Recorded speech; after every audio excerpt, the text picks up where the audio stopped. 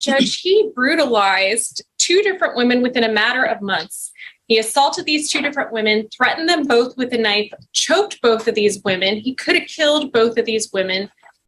Why should I give you deferred or probation?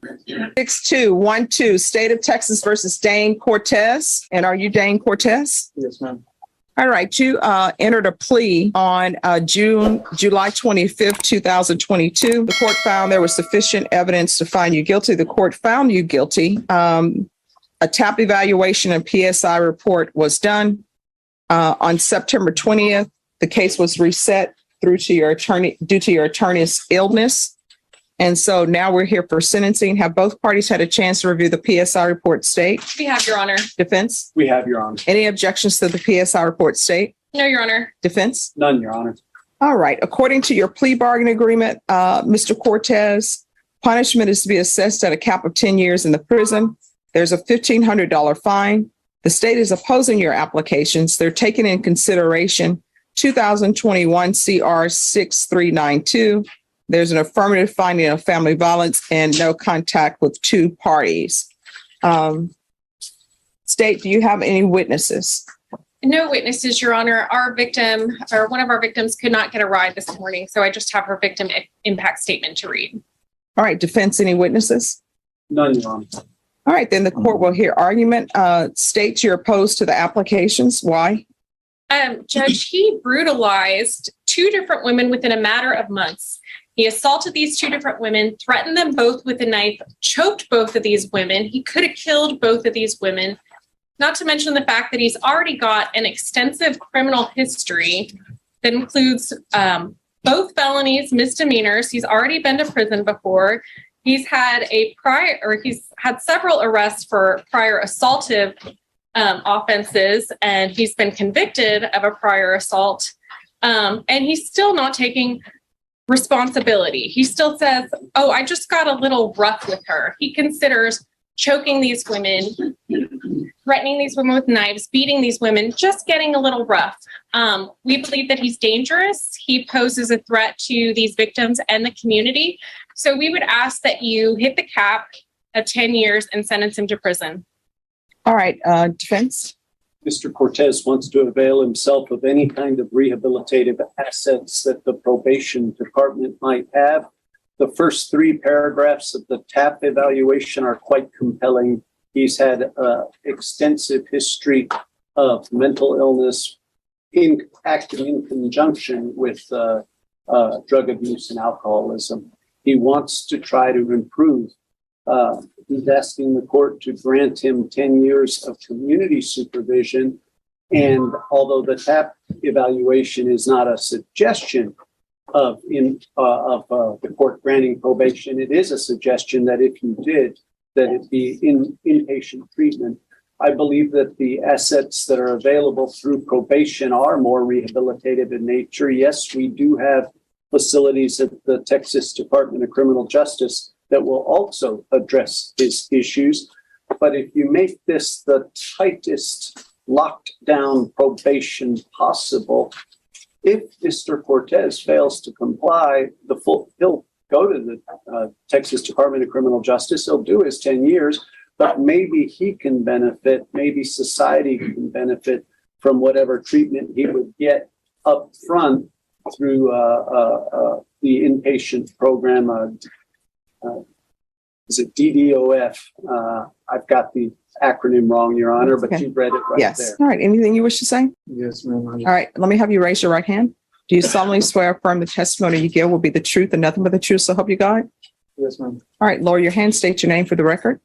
Dane Andrew Cortez. All right. And could you keep your... Up to this point, the prosecution has painted a very serious picture of repeated violence, while the defense has asked the judge to focus on rehabilitation. Now, the decision is moving directly into the defendant's own words. He has a chance to explain himself, but what he says next will have to be weighed against everything already laid out in this courtroom. Voice up so I can hear what you have to say. What do you have to say? I just want to first apologize to the victims in these cases and to the courts and my family. I want to say that I do accept responsibility for my actions, and I've made some really poor choices. And I want to just ask for chance of the future to make better choices. And I know like I should have been being a productive member of the community, but I was doing negative things and I was on drugs and I was living wrong and I was always doing the wrong thing. So I do admit that I have done wrong. All right. Any questions from the defense? None, Your Honor. I'll rest with his allocution. Any questions from the state? No questions. We're just still asking that he be sent to prison for 10 years. All right. I have a question. Why should I give you deferred or probation? Because I know I've completed well, Your Honor, and I'm yours. But why do people need probation or deferred adjudication in order to behave appropriately in society? How old are you? 29. Yeah.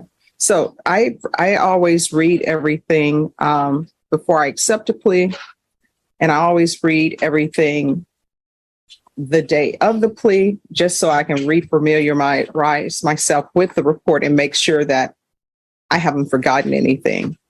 And I always read the PSI report. So there are a lot of things going on with you in this PSI report, and both parties said they had no objections to the PSI report. So I have a choking where the complainant says you were upset because she was texting a male. You choked her, made her block the male's number. Then I have this forced prostitution that she's saying happened. So Ms. Paez revealed that you assaulted and choked her while you were in a dating relationship with her, and that you also forced her to commit acts of prostitution. And then we have this whole incident where she says that you choke her.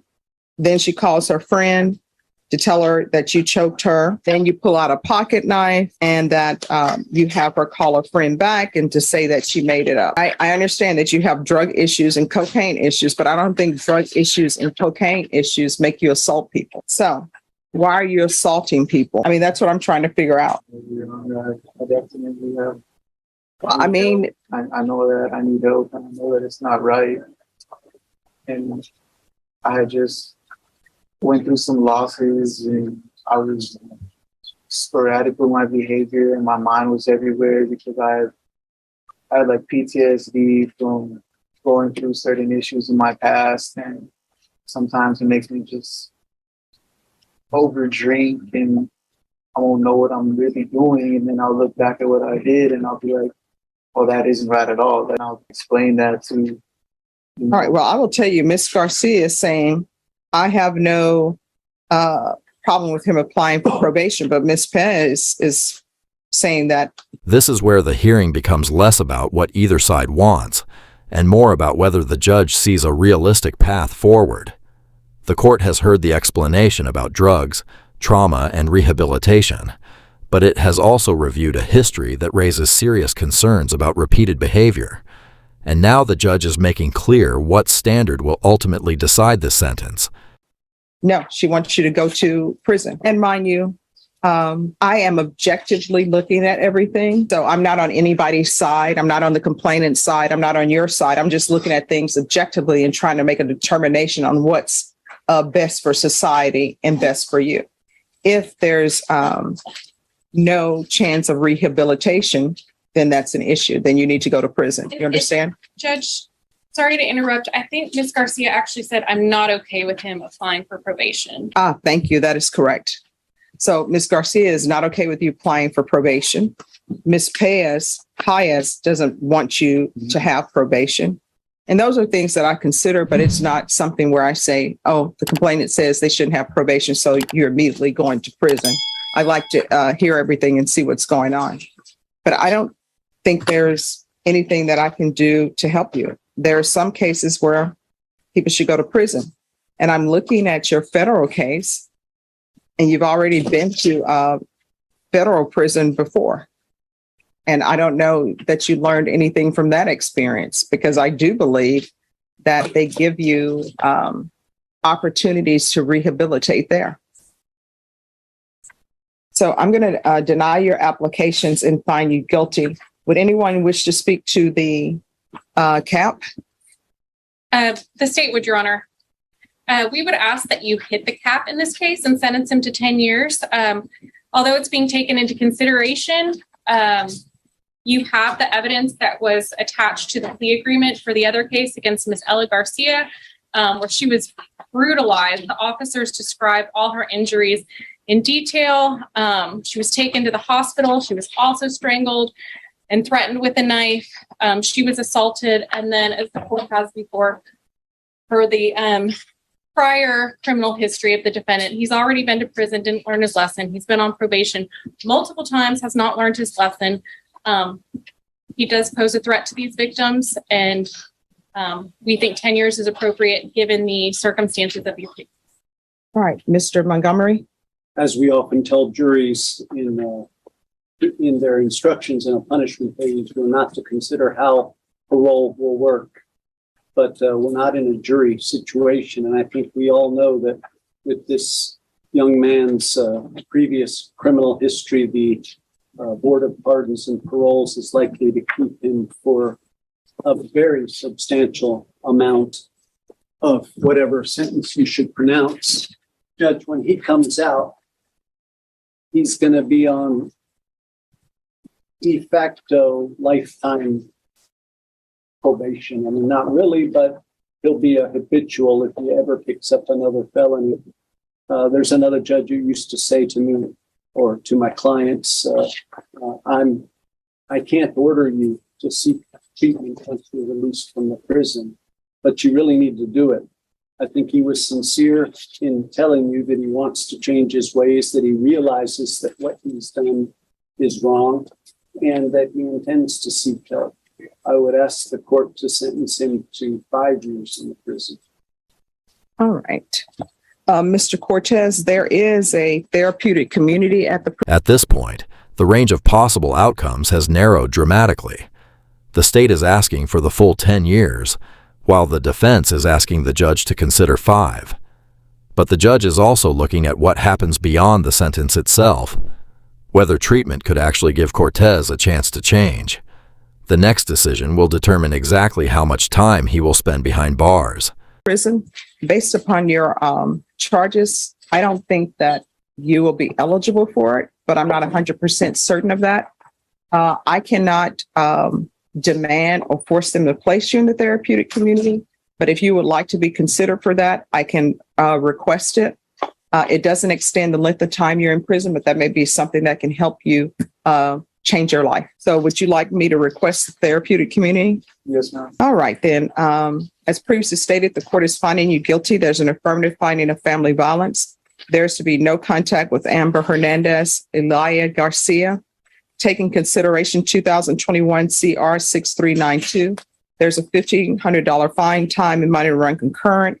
You credit for any time served, a request for the therapeutic community, and I'll sentence you to 9 years in prison. I'm going to show you what's entitled Trial Court Certification of Defendant's Rights to Appeal. Did you review that document with your attorney? Did you understand it? And did you sign it? All right, because this is a plea bargain agreement, because I followed your plea bargain agreement, and because you waive your right to appeal, you do not have the court's permission to appeal. Do you understand?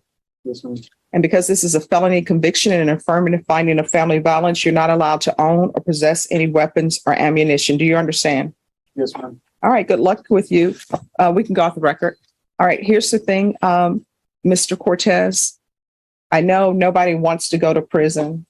I always tell defense attorneys and I tell prosecutors, you should always visit prisons. You should always visit the jail, because that's where you're sending people.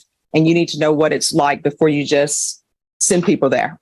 So I visited several prisons. I visited several jails. And I know that you may feel some sort of way. You know, why didn't the judge give me a chance? But you need to take this opportunity to work on yourself. Don't get into any relationships when you get out of prison, because your life is not over. You still have a chance to better yourself. You're not like me. I have more of my life behind me than in front of me. I'm in the twilight of my life. So you have plenty of time to improve yourself. And when you get out of the prison, don't get in a relationship. And this is what I tell everybody. And people say, Judge, I can't believe you're saying that. Maybe you're belittling things, but I'm not trying to belittle anything. But this is what I've discovered. get an orchid. Orchids take lots of patience. I don't know why my staff, they want to show love to me by giving me an orchid when they know I have difficulties with those, but I think they're beautiful. When you first get them, the flowers are on bloom. It's beautiful, just like a relationship. When you first get in a relationship, it's beautiful. Every bad habit that somebody has, you don't think of it as a bad habit. You think, oh, that's beautiful. The fact that they won't put the cap back on the toothpaste and they throw their phone, that's so beautiful. But then after a while, it starts nagging you. Same thing with an orchid. You get it, it's beautiful. Then the flowers fall off. And guess what? It takes a while for them to come back. So get an orchid. When the flowers fall off, if those flowers bloom again, you may be ready for a relationship because they require patience. You understand? Calling 2026 CR 007209 State versus Jose Mesa. Could I have parties announced for the record? Yes, Judge. Representative State. Contravening of accused. All right. Is there an application? There is. Probation, there's an application. Counsel, have you received all discovery? Did you review it with your client? Yes, I have. Court will